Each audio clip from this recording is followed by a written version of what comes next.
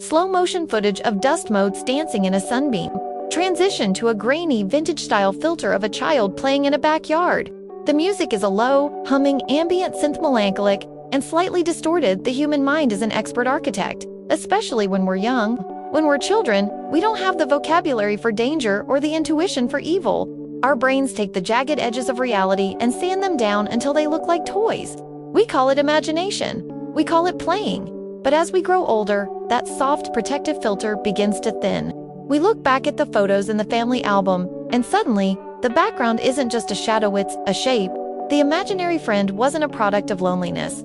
It was a warning. Today, we're revisiting 5 stories where the sweetness of childhood was actually a mask for something much darker. Because sometimes, the reason you felt safe wasn't T because you were out of danger at S. Because you were too young to realize you were right in the middle of it. When you're 6 years old, the world is a giant playground. For Leo, that playground was the abandoned wheat field behind his grandmother's farmhouse in rural Kansas. To an adult, it was a fire hazard.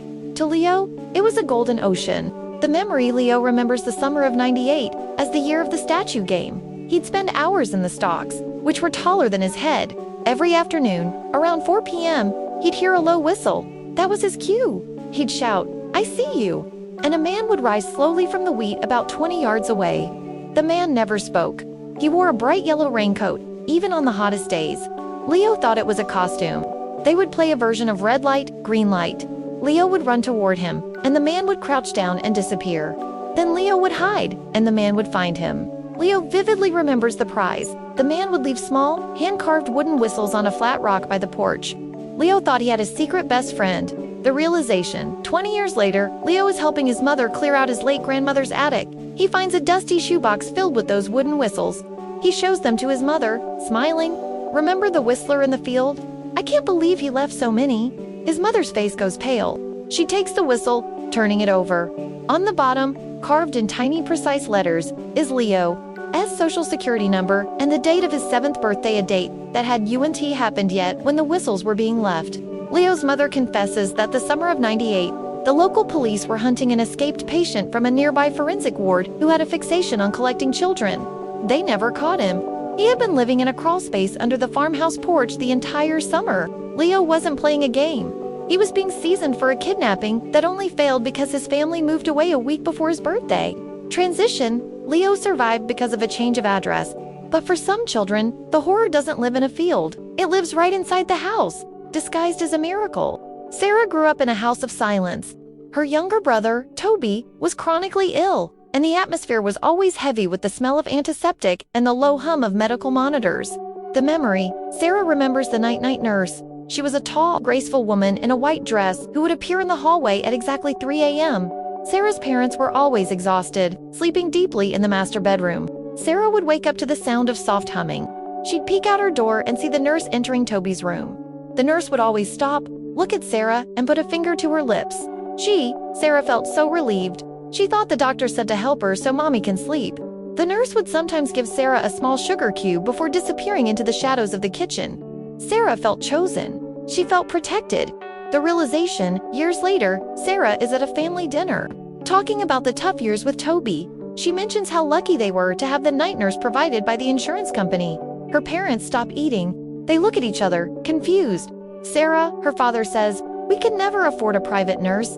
We did everything ourselves. That's why we were so tired."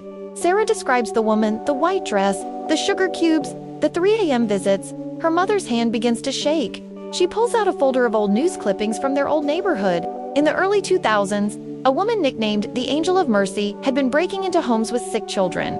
She wasn't there to heal them. She was a serial poisoner who believed she was freeing the families from their burdens. Sarah realized the sugar cubes were sedative tablets.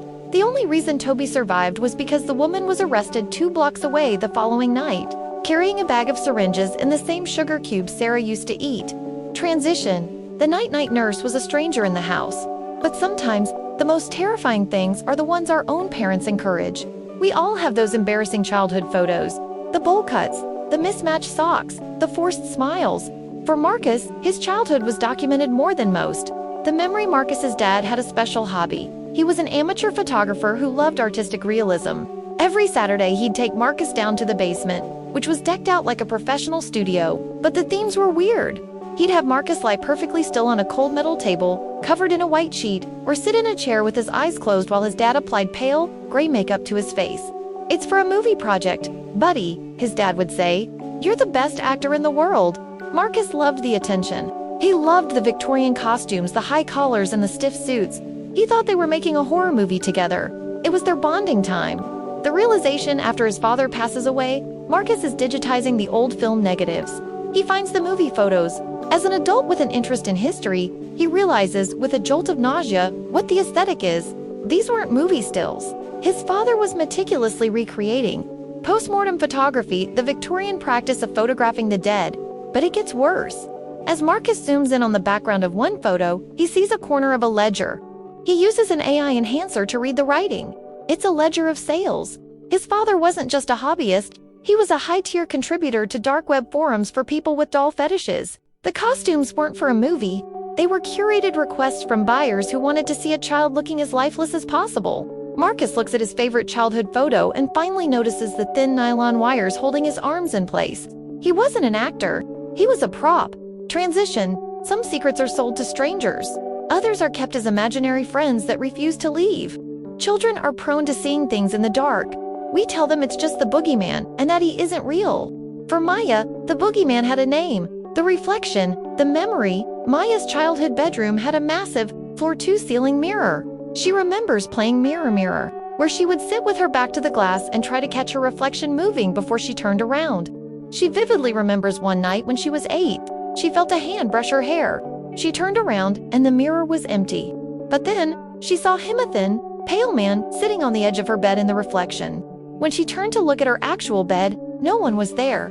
She thought it was a ghost. She thought it was cool. She would talk to the mirror man every night. He'd point to things in her room, and she'd move them for him. She felt like she had a secret protector in another dimension. The realization, when Maya moves back into that house as an adult to sell it, she decides to replace the outdated mirror. When the contractors pry the heavy glass off the wall, they don't find a solid stud wall behind it. They find a two-way glass setup. Behind the mirror was a narrow, finished crawl space equipped with a chair, a small ventilation fan, and a series of pinholes drilled into the drywall.